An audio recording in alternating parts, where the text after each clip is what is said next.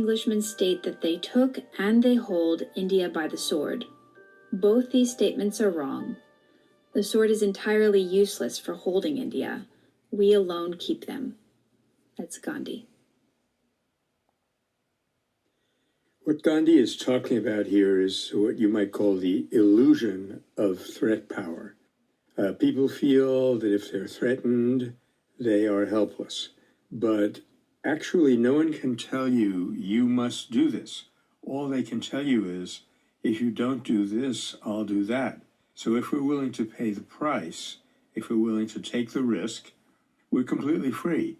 Nobody can threaten us. And that, of course, has tremendous implications for domination and violence.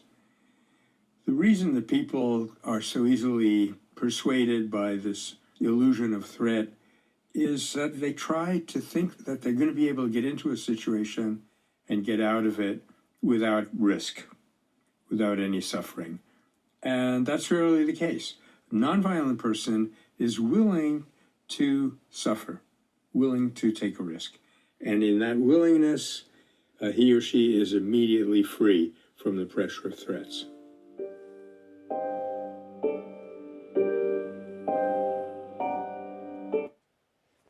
What do you think about that? Oh gosh, I have so many thoughts about it. The first one is more of a question in terms of how that same principle Gandhi described applies to the spiritual practice. Mm-hmm. Because my takeaway is that we have power, each of us, and that no one can take that power from us without our consent. And so whether there's, some external threat, or maybe even an internal threat, so to speak, of like a really strong emotion that kind of threatens to unbalance us. That's right. We still have the power within us to pause and decide how we want to respond to threats in general. And I really love that quote from Gandhi when he says that the sword isn't what was it? The sword isn't what holds us in bondage. Let's what look holds at us in bondage. Some Englishmen state that they took and they hold India by the sword, but these statements are wrong. The sword is entirely useless for holding India. We alone keep them. I love that. Yeah, because it's so easy to believe that we are compelled by violence. That's right. Yeah, and much of it is conditioning. It's this remembrance of people power, how powerful we are within ourselves, like you say, in our own internal journey. If we're willing to suffer the consequences for a little while of stepping away from addiction or other things, then it's uncomfortable, but as long as we're willing to pay that price, then we're not held anymore by that addiction. And the communal level, if we're willing to step away from bad situations, as I developed my own internal compassion as a martial artist and as a person who spent too much time being aggressive and fighting when I was younger, there was a shift in me that when I suddenly became aware of other people's suffering, because I developed the ability to feel compassion a bit later in my life, then suddenly I realized I would much rather be hit than to hit somebody else. And that switch happened inside me because of the internal practices that we're doing, from Qigong, from meditation. And when we realize that all it takes is a willingness to receive, then what we can do is be free of the fear of receiving. If I'm no longer afraid of being hit, then there's no fear from walking around and from speaking my mind clearly. If I'm not afraid of being put in jail, then it's okay for me to disobey an unjust law. If we do that in mass as a people, if we're willing to say, no, it's not right that we go to war, that we abuse people, that we harm each other, then there's nothing that this small minority of scary people with weapons can do to stop us. And then we're free. That's right. Yeah. I am reminded of a statement our Shifu made once that I am going to do a terrible job paraphrasing. And John, maybe you can remember, it touched on the paradox of the situation you're describing, which is this total freedom that comes with complete acceptance of the given situation. And he said something like, there's one place you can be, but within that one place is total freedom. That's and so right. it sounds a bit like a paradox. Do you remember the quote that I'm trying? Not specifically. Anyway. But yeah, if you are in the middle, then you're free. One of the common practices, a mantra, so to speak, that we would do when you first walk out of the door in the morning, you say to yourself, in a classical Chinese phrase, that you are unbounded in every direction, that you are free to make choices. There's nothing holding you down. You don't have to do anything. You choose what comes next. And in that moment, instead of reacting to your normal life and plodding through the road that's been paved for you, you choose which direction you want to go. And in that moment, because you are still, because you are balanced in the middle, that means you're free.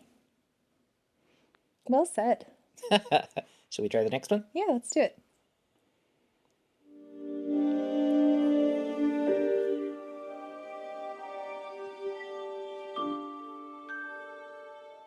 Differences of opinion should never mean hostility. That's Gandhi on March 1st, 1927. What's really at issue here is this profound and fundamental question, who are we?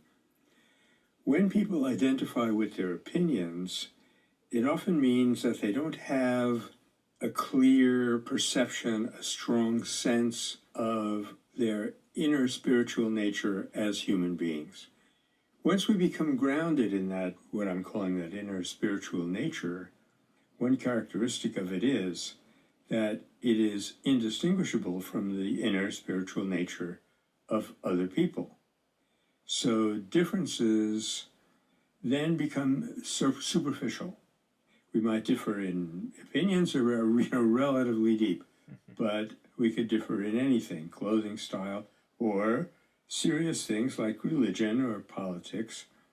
None of those differences need to lead to alienation, dehumanization, hostility, if we have a grounding underneath them, a clear sense that when all is said and done, we do share our deepest characteristics as human beings.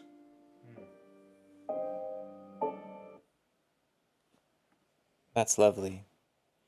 And it becomes safe when we, instead of disagreeing and deciding that a person is bad, instead we can say an idea is something we disagree with. Then we're not fighting people to people, but rather we're comparing ideas and we're growing and debating and learning from each other. Because an idea can be cut down and nobody's harmed. But when we identify with that idea, then we feel wounded. Or if we identify somebody's idea with them, then we desire to hurt them. And that's so common. Yeah, it's true. I'm reminded of another Shifu quote where he says that... This is Master Jurchung, by the way. Yes, thank you. He says that even when people are lying to you, they're still telling the truth. Like there's truth in the perspective that everyone holds. And so, for example, if someone tells you, if someone steals a cookie from the cookie jar and you ask them if they did it and they say, no, I didn't, what they're telling you is that they're afraid to be honest in that situation. And so being able to see that larger truth requires, I think, that ability to get out of your own way, that ability to let go of deeply entrenched beliefs, ideas, the idea that this person is a threat to me for some reason because they're stealing my food. And like, if we can drop that for a moment, then we're able to better see the person, to see whatever that thread of truth may be in the situation. Mm-hmm. And then from that place, we can meet them halfway. That's right. And it also, when we recognize again that we have this shared humanity and that we are sharing ideas amongst them, but we can still relate to each other as people and grow together and connect, it makes it easier for us to do it with ourselves, so that it becomes easier for us to recognize when we're wrong. Melanie and I were having a very intense conversation just before we began recording with somebody who holds some pretty toxic beliefs and is coming to this point where they have deep cognitive dissonance because they're realizing that a belief they held was clearly wrong by their own thought process and mission, but because they identify with that belief system, it makes it feel impossible for them to let go of a bad idea. But when we learn to forgive other people for their ideas, it makes it easier to forgive ourselves. And then we can all grow and transform much more easily. That's right. Yeah. I'm also reminded of a hexagram in I Ching, the Book of Changes, that speaks to the idea of fellowship. I think it's hexagram 13. And one of the core principles is basically what Michael said, that we all have this shared existence as human beings. And true fellowship can occur even in the deepest of disagreements if we recognize that connection we have to each other. But if we're holding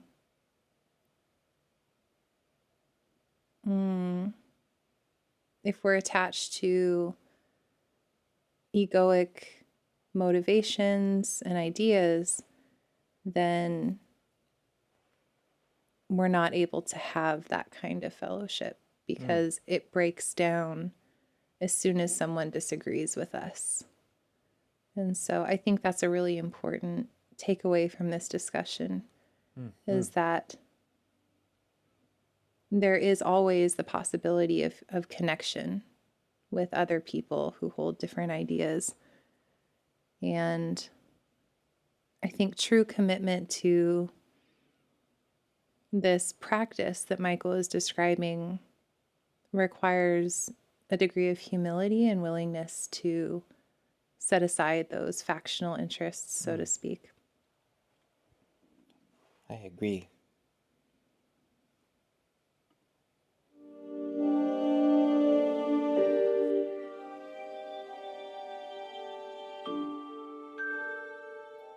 Bravery is not man's monopoly. Gandhi, January 5th, 1947. I think what Gandhi is attacking here is the entire institution, the entire idea of superiority. That there's a differentiation, a deep differentiation in nature between man and woman. As our teacher liked to say, they are meant to complement each other. And this is the true relationship of all difference in the universe, is that things fulfill their particular niche. Because there's a very deep concept that if you're not brave, you're not real.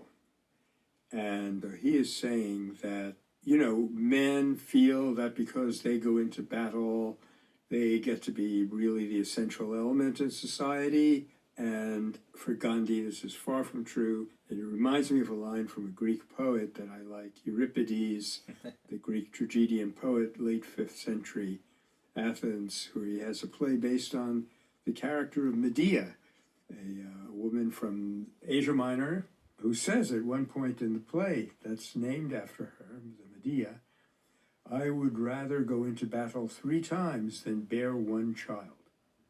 So when it comes to putting up with pain, women are superior to men, if anything. Let's honor difference, but feel absolutely no sense of superiority. Michael Nagler before beginning teaching peace studies, he was a classical scholar, teaching Latin and teaching the classic Western European texts and things. And so he's always quoting in Greek and in Latin, and quoting Euripides probably feels very as natural as quoting Gandhi. Do you have thoughts about that statement? Seems like one that, because of the current discussions around the nature of gender and class and the idea of roles that people are supposed to play, I feel like it can be a hot button and touch some sensitive points for people. So maybe it's only right that you get to speak first about it. Yeah, it's a big topic. And I think it relates to the last point Michael made as far as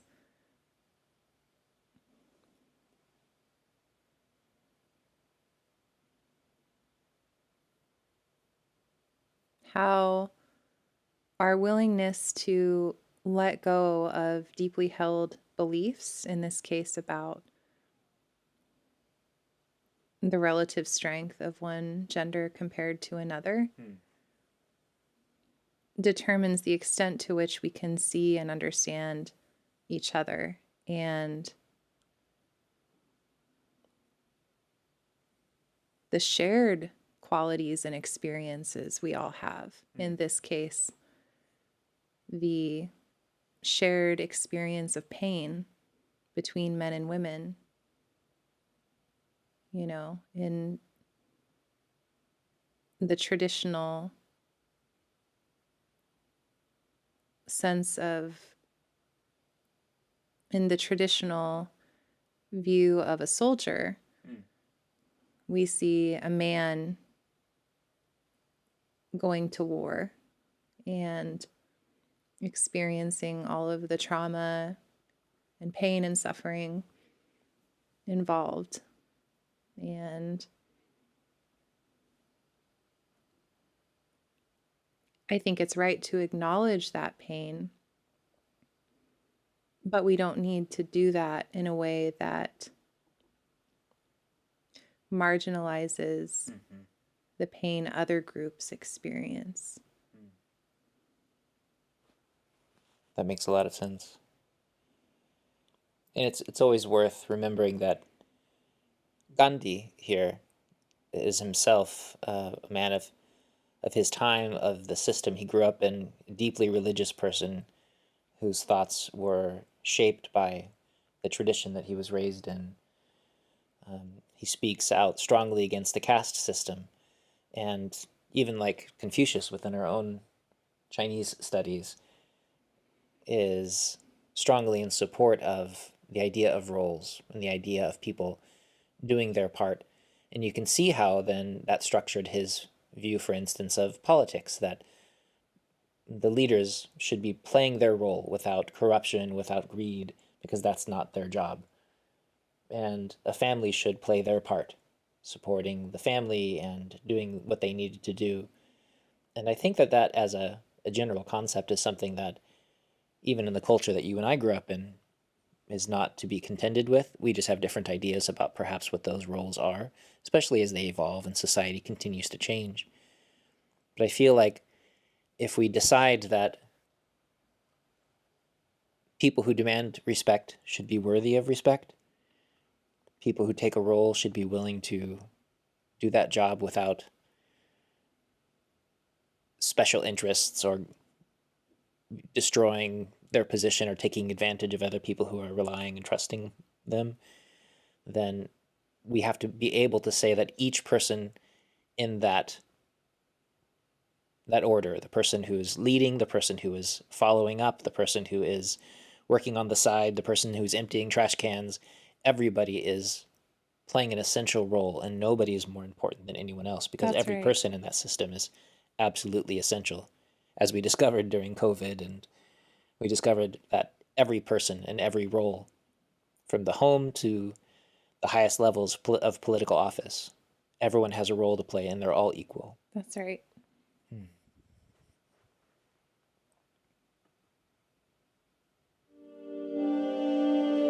Such a beautiful watercolor. Gandhi and his spinning wheel. No one commits crime for the fun of it. That's Gandhi, November 2nd, 1947. The system of crime and punishment that obtains in our society is just violent through and through.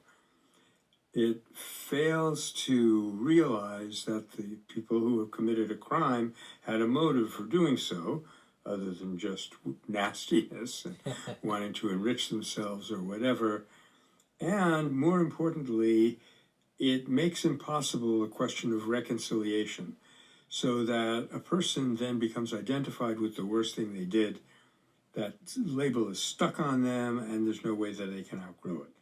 So this is one area of society where there is now a very well-oiled, functioning, high-functioning, nonviolent alternative, and that's called restorative justice. In restorative justice, you say, okay, now why did you do that? There could be socioeconomic reasons, which have to be addressed.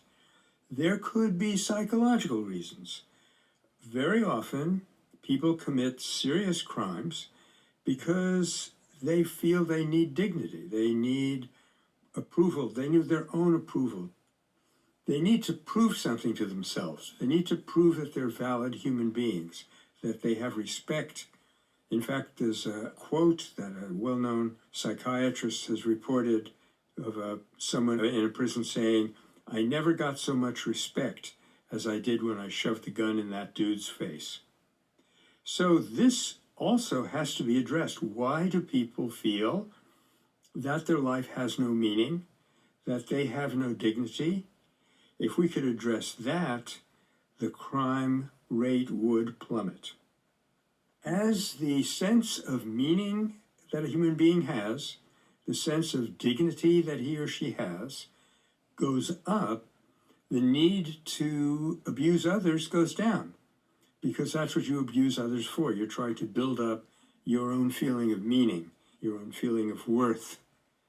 And it would be an extremely helpful project in our society and many others today to make sure that people understand the meaning of human life, what a destiny we have, how we all have the capacity to fulfill that destiny. If we did that, I think the crime rate would practically disappear. I love that so much. Yeah, my takeaway there is that when we're talking about crime and justice, it's so important to understand the motivation or intention behind a crime, not just to ensure that we are applying a just, balanced punishment, but to understand the root cause so that we can address the root cause as well. So if the motivation behind a crime is rooted in poverty, someone's stealing food because, they live in the United States and and the cost of living is outrageous in their city.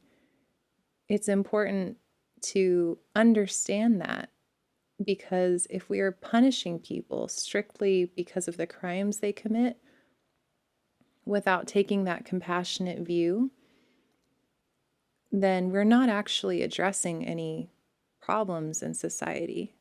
In fact, we may be creating more problems by harming people who need healing, who need resources to survive or feel a sense of self or self-esteem, which I think is what Michael was alluding to. I agree.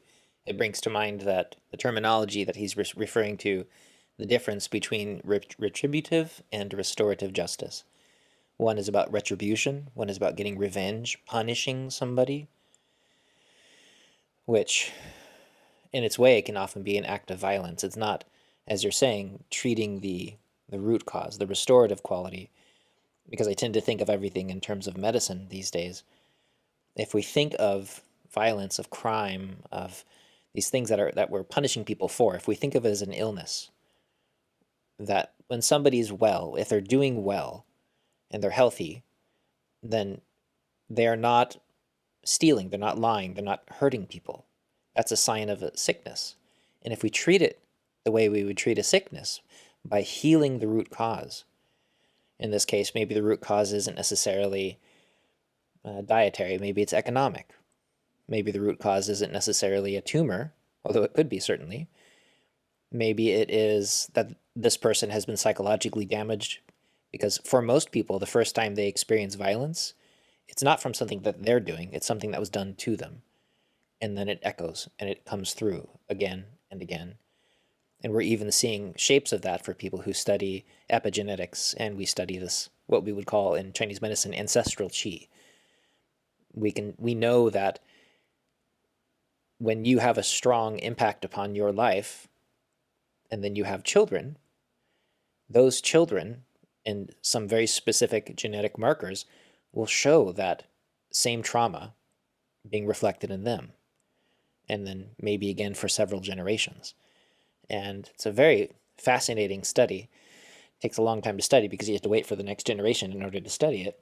But it's pretty amazing that violence, poverty, famine, disease, they leave their trail in our lives. We're all carrying the weight of what our ancestors went through.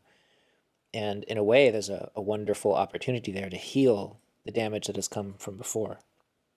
That's right. And I think that with a clear understanding of how that prior damage shapes current decisions in our society, we reach the potential to not only heal and help people committing crimes in this context, but also society at large. Because I think that certainly in the United States, bigotry represents a major obstruction to the appropriate administration of justice.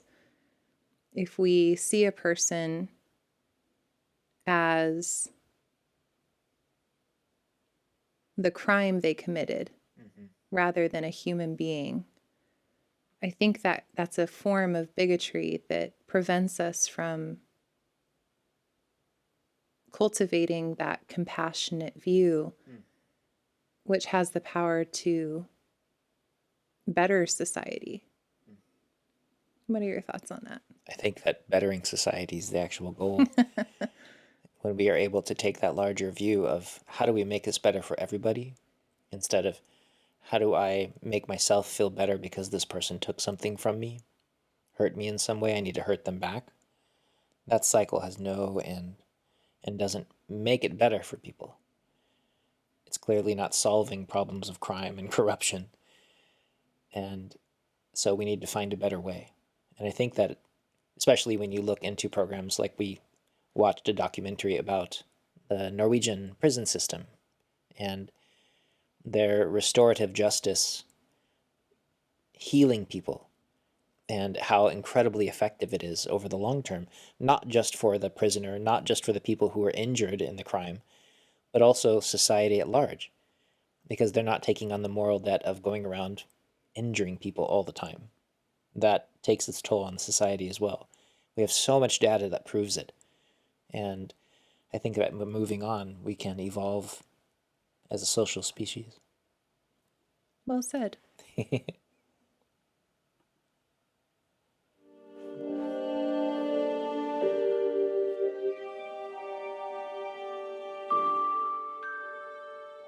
There should be no mistake. There is no civil disobedience possible until the crowds behave like disciplined soldiers. That's Gandhi, August 25th, 1921. Gandhi here is getting at a very important principle, and something that I myself have observed in campus politics, being a professor at Berkeley, and that is that there's a profound difference between blowing off steam because you feel like it, and taking a risk because you want to be a part of changing some injustice in society.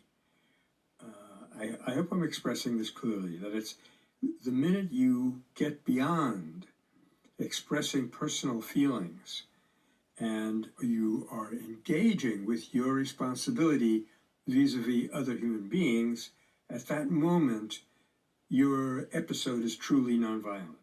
and then it could be destructive in some ways. Usually it is not. But the essential thing is that you're not doing this out of a mindless feeling. You're doing this out of a well thought through principle. I've noticed this in my personal experience. You'll be with a crowd of people and they'll be descending on the administration building or something very historic like that. And some of the friends around me would be very seriously dedicated to making their needs known, and others would be more dedicated to getting their feelings expressed. And it can be hard to tell the difference from the outside. I freely admit that. But the difference will eventually make itself felt. And I myself played an important role in the free speech movement in Berkeley in 1964, where I convinced the graduate student assembly, who, practically every graduate student was part of the group. It was like hundreds of people. They were going to protest at a faculty meeting that was taking place the next day to basically decide the fate of our movement. And they were going to disrupt and protest. And I said, wait a minute, let's see what they are going to say. If they're voting in our favor, we don't need to protest them. Well, my colleagues, I'm happy to say, were very impressed by that argument. And sure enough, the next day, we stood there calmly, in great dignity, waiting on the professors, our professors, and they came through beautifully. They basically supported us completely. And I think to this day how we would have ruined everything by protesting them before they had a chance to express themselves. So that was one of the little episodes in my life where I started to understand what nonviolence is and what power it has, and how restraint is an essential component of that power.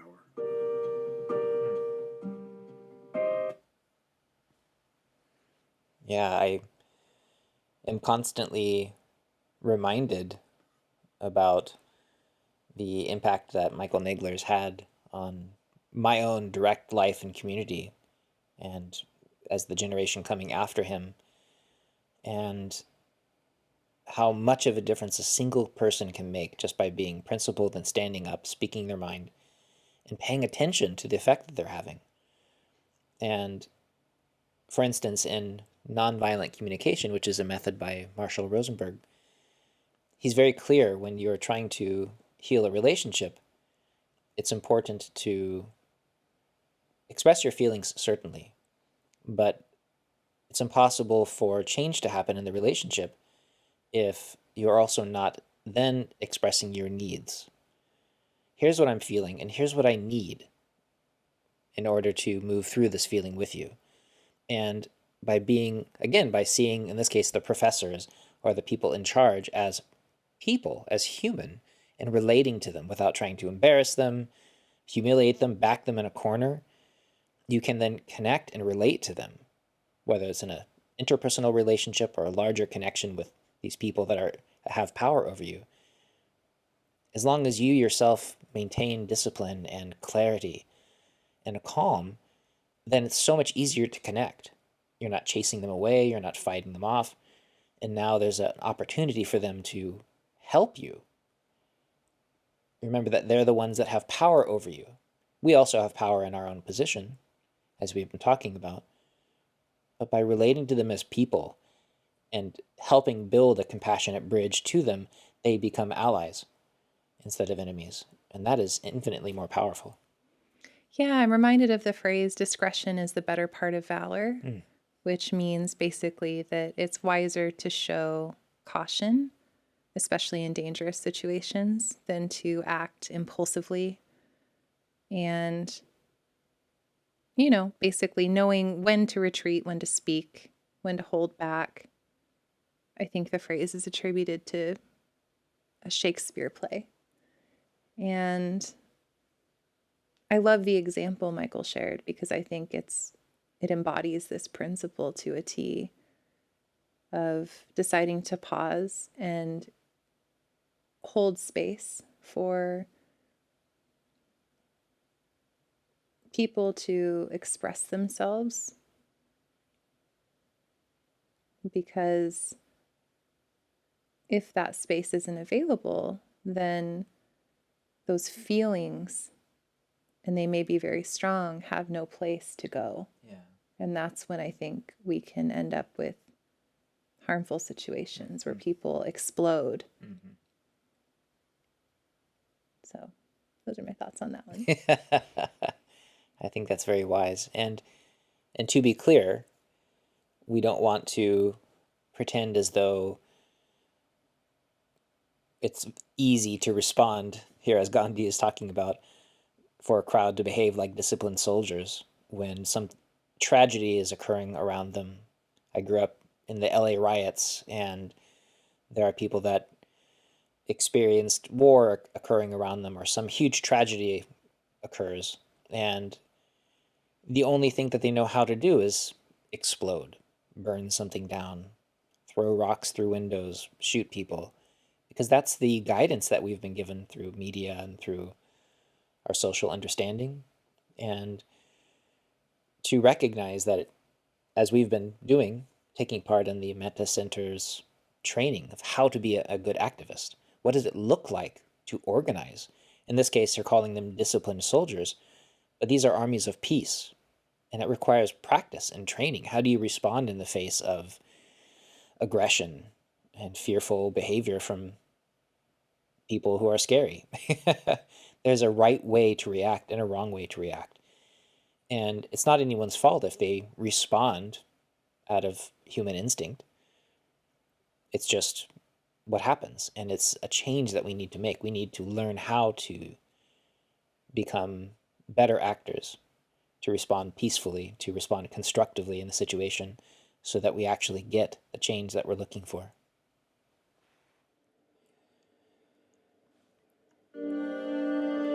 Melanie, for the moment, has wandered away, so I'll continue on my own. True economics is the economics of justice. It's Gandhi from Sarvodia. I don't think we need much convincing today to see that one of the greatest and most painful expressions of injustice is economic inequality. That's why Gandhi's lifestyle of living simply, going back to basics, was a very powerful way to overcome differences, hostility, domination, sense of alienation from other people. So while our common humanity is not itself an economic fact, it's a spiritual fact, it has to express itself in our outer behavior, and that has to be both in terms of our moment-to-moment behavior, what we do, how we act to one another, and also the structures that are built into our society. As long as we have structures that disadvantage some groups to the material advantage of others, that will, quite frankly, be a violent society. So while Gandhi was, in the core of his nature, he was a spiritual person, it is remarkable how he expressed that spirituality in the most practical, the most mundane, what we would call sometimes the most materialistic, or rather, the most material of terms.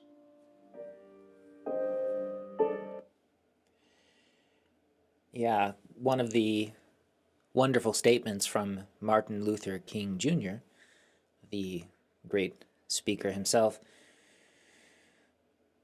says something like, if you are not free, then I am not free. If one of us isn't free, then none of us are free, because that means the structure of the society that we live in, the basic paradigm that we're all washing around in from day to day, is inherently unfair. It's inherently destructive to somebody. That for me to live in the way that I want to means that somebody else can't live in the way that they want to. That's the way that our society has been structured, and it's possible to not have it be that way. It's possible to reimagine it to be better.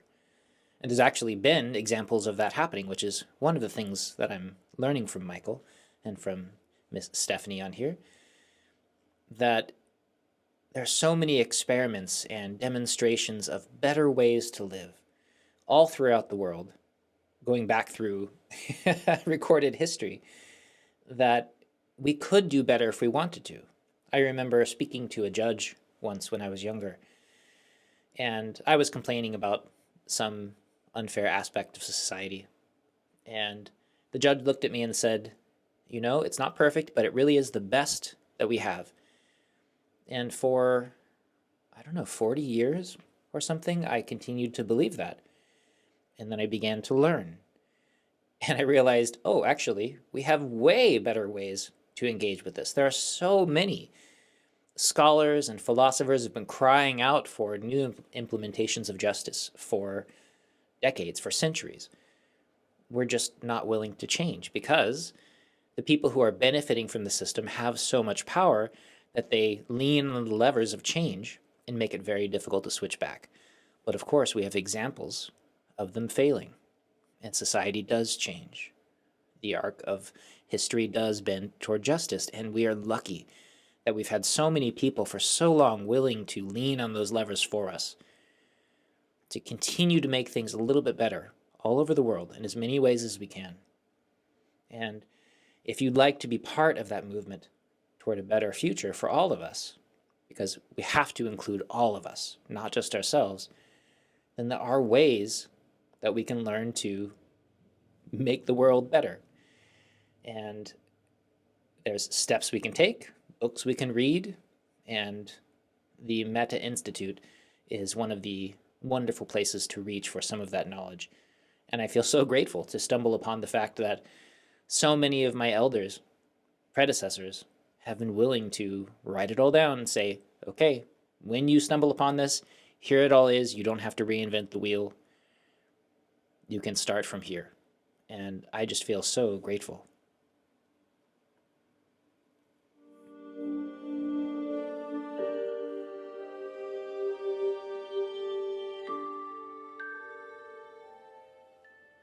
I do not believe that an education of the heart can be imparted through books.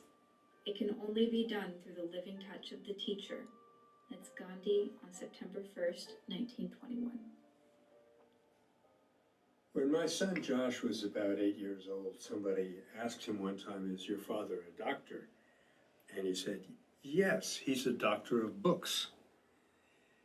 So this one really cuts pretty close to me personally. I was a professor, a doctor of books for a long, long time, and I actually did believe that all information, all useful understanding of the world was through the intellect. And there was a fundamental incompleteness that underlay that belief, an incomplete theory of what a human being is, what I am. I was brought up to believe that the highest achievement of the human being was intellectual, and unfortunately that meant that people were not equal. That was a hard one to kind of adjust to and live with, because intuitively I felt that people were equal. So then came the day when my teacher, Eknath Ishwaran, was giving us a talk in the meditation room at the university, and he said something about the limitation of the intellect that really went home to me. And so I went up to him after the talk and I said, gee, Ishwaran, what you said about the intellect, it really struck me because, you know, here I am. I've considered myself, for whatever justification, I've considered myself an intellectual practically my whole life. And he said very calmly, yes, Michael, I did also.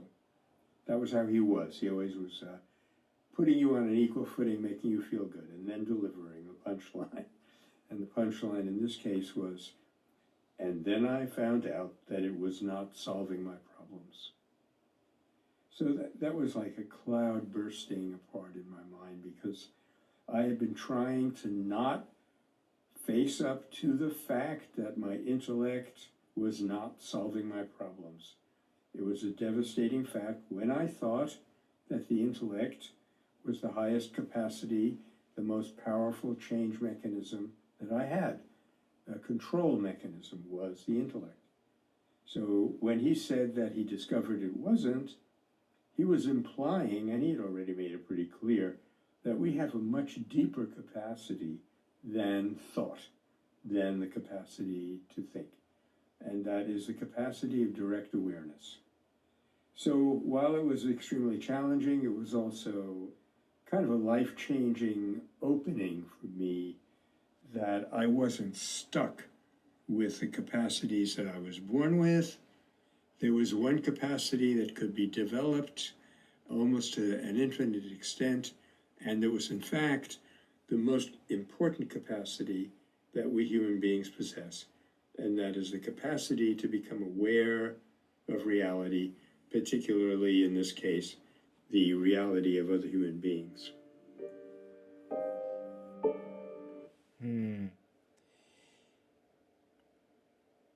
You know, it's interesting because one of the famous lines from our own instructor, Master ChiChi, is that when he's leading classes, he's very clear that some skills, some things, can be taught, but most things have to be caught with a C. Because you have to have them modeled in some way. You can learn about something from a book. Many people, for instance, study the Tao Te Ching by reading, and they memorize passages even if they study it deeply. This is a famous Taoist text. But the deeper truths actually come from the practice, the Taoist practice that are associated with each of those chapters. And far and away, the people that I speak to coming to the monastery where I live, they've been lifelong studiers of Taoism, but it's always this intellectual study. They haven't taken the time to be around Taoist masters or to do the practices that are recommended by them in order to grow the knowledge, to find the knowledge, to seek within, and to find what it is that the books and these masters are talking about by finding it inside, not outside.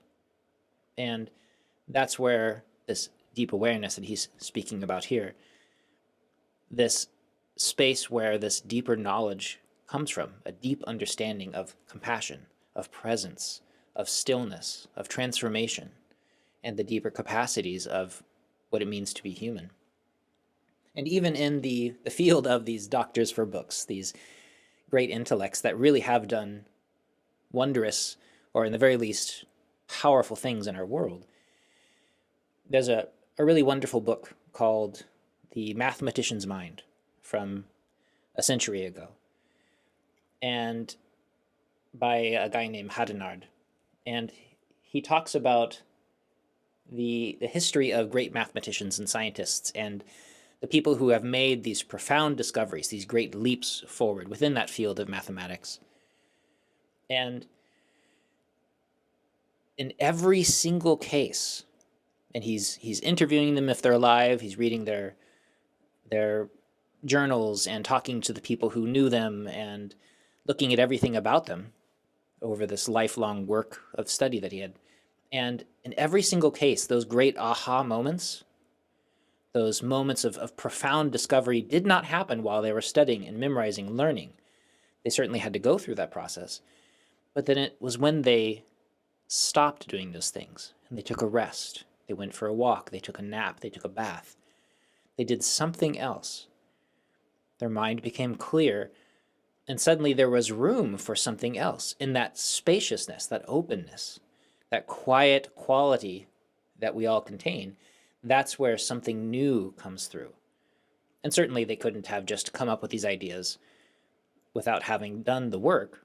But the same is true with our practices here. You can certainly read the Tao Te Ching, you can certainly do all of these practices, and it's when you discover stillness, that deep awareness that he's speaking about here, the great emptiness inside, the spaciousness, then there's room for a new thing. You let go of the old thing, and now there's space for something new.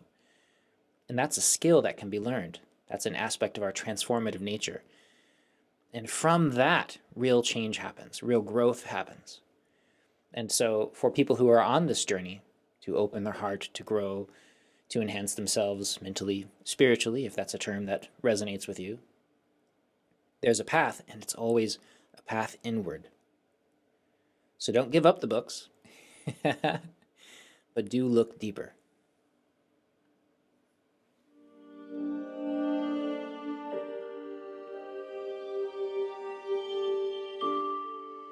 Happiness means an enlightened realization of human dignity and a craving for human liberty which prizes itself above mere selfish satisfaction of personal comforts and material wants and would readily and joyfully sacrifice these. That's Gandhi, Young India, March 5th, 1931. In this brief quote, Gandhi has made really a number of very significant points about human happiness, its relationship to human dignity. And notice he doesn't say to one's dignity, but to human dignity. We're all interconnected. When we downgrade or disrespect the dignity of another person, we are automatically disrespecting our own. Next point that I want to bring out is it talks about the craving for human liberty, which prizes itself above mere selfish satisfaction of material wants and so forth. Again, for him, there was almost no such thing as a separate happiness, an individual happiness. The binding up of one's feeling, of fellow feeling and empathy with others was happiness, even if they are not happy. If they're not happy, you try to do something to make them happy. If they're happy, you share in it. I guess there was an old expression, happiness shared is doubled, grief shared is halved. And he's illustrating that very nicely. And the final point that, of course, has to leap out at you if you know anything about Gandhi is sacrifice. That here's where he really takes off in an utterly different direction from our prevailing civilization. He once wondered whether that was actually even an appropriate term. That we think happiness will come from getting stuff, and for someone with a Vedantic background like Gandhi's, happiness, real happiness, deep, lasting happiness, would come from renouncing stuff. So all of that was packed into this very brief comment. Yeah, and this is another deep theme within the Taoist and Buddhist traditions that I come from in my own background. Of course, many of these spiritual traditions dovetail and join together at these essentials. And one of the sayings that I like to use is that there are two known ways to become wealthy in our world. One is to have more, and the other is to need less. And in my own life, living very simply, spending most of my life on farms and ashrams and monasteries and temples or cabins and tents, living in a car, meditating by a river for years at a time, I can honestly tell you with deep conviction that by becoming free of the need for things, you become free. You discover your own inherent freedom, that deep quality of happiness that can only be found inside yourself. It is not something that can be obtained externally in the world by having something, by getting what we think we want. That is not a path to happiness. And I am often commented upon by the people in my world, and everyone possibly who has met me, that I'm probably the happiest person that they've ever met. And I can genuinely tell you that that is true, that I am content. I have been content now for a decade at a time. And this is not from doing anything special, but by being at rest, by being free. And this is nothing special about me or any of these people that do these practices. This is a well-known, experienced state. We just let go. And you find that wealth inside you. The greatest treasures are there. And all of these practices point toward that, this deep sense of satisfaction and contentment. is what people are seeking when they go out and they buy another car, or they hunt a more beautiful spouse, or they try to get a more powerful position with greater esteem and a bigger hat. Why is it always about the hat? And clearly, you look around, and studies have shown that the more powerful and wealthy people become, very often it just increases neuroses, it increases fears, it increases mental, emotional problems. These are not happy people. And I can tell you, I've spent a lot of time treating people who are often leaders of their industry. In clinic, people tell you all of their deep, dark secrets because they're looking for help. And these people have major issues because they have that much more to lose. And they're very attached to what they've gained, which is, of course, why they spent their entire lives gaining it most of the time, or building their identities around them. And then you talk to the people who are simple. They've let go of all of that stuff, because a lot of my treatments happen in a monastery. People come through, they're just at rest. And you talk to them and they're fine. And certainly, I'm not advocating deep poverty here. That's not what I'm talking about.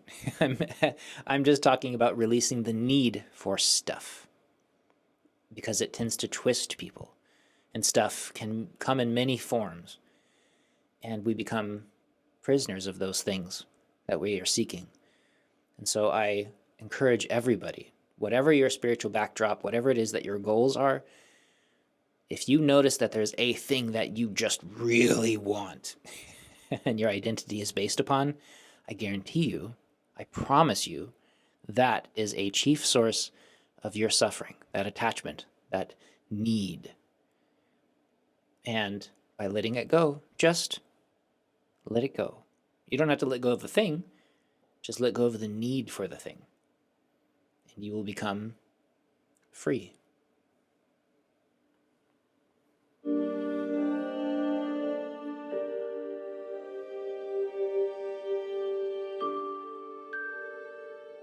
The mere title of a doctor is no criterion. A real doctor is he who is a true servant. Gandhi, February 10th, 1946. There's actually a concealed subversion going on in this statement, because one of the ways that the British maintained control over India was controlling the flow of titles.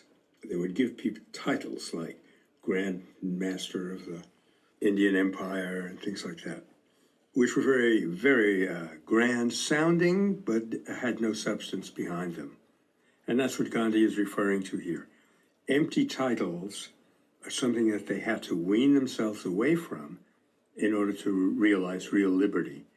And that's just as true for us. You know, we are easily taken in by symbols and signs of respect and acknowledgement, while all along there can be kinds of inequality and injustice going on under the surface.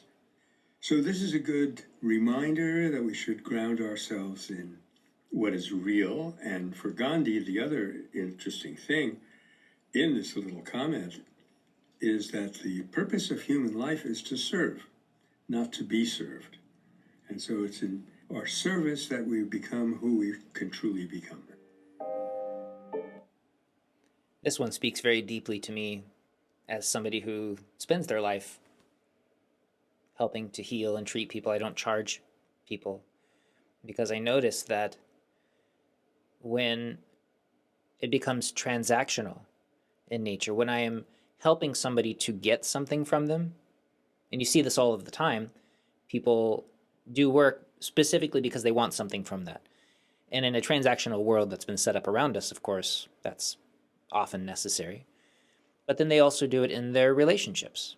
They date somebody because they want something from them. And as soon as that person stops providing that, they withhold their love. They no longer experience affection for them because they didn't want that person or the opportunity to love somebody. What they wanted was what they could get from that person, from that situation. And we end up with a world that is purely transactional. Everyone is in it to get something from something else. And again, let me reiterate that this is not a necessary condition of the world. This is a way that we are choosing to exist by looking for something different, for something better, to become, in Gandhi's term, a true servant. Then we can become free because we are enjoying the work, we're enjoying the relationship, the opportunity to love, just the chance to be somebody who is able to give, to make the world a better place, to express yourself fully in our most wholehearted, compassionate way, to still get what we need, but to recognize that as humans, what we need is connection, is a sense of worth that comes from being our best selves. Again, these deeper qualities that cannot be fulfilled from a wad of cash or again, as I said, a bigger hat, a nicer title. These are not what feed us. And so to recognize where we get our nourishment as people, it comes from that source of giving, of being our deepest selves and then becoming an outpouring spring of those deep qualities that we cultivate. And those deep qualities are love, this compassion, this sense of deep, settled groundedness, this stillness, clarity. We become a source of wisdom simply because we're not being caught up in the lies around us. And this is possible for anybody, for everybody. It's not a special thing. We just have to stop long enough to let go, to shake off the dust of the insanity of the world, to be willing to let go of bad ideas, which are everywhere. And in this case, perhaps to study with people who are wise, take on good ideas, and then live those principles as ourselves, not just following rules, but being the source of that light, by releasing our own deeper light. And I just feel that is available for everybody all of the time.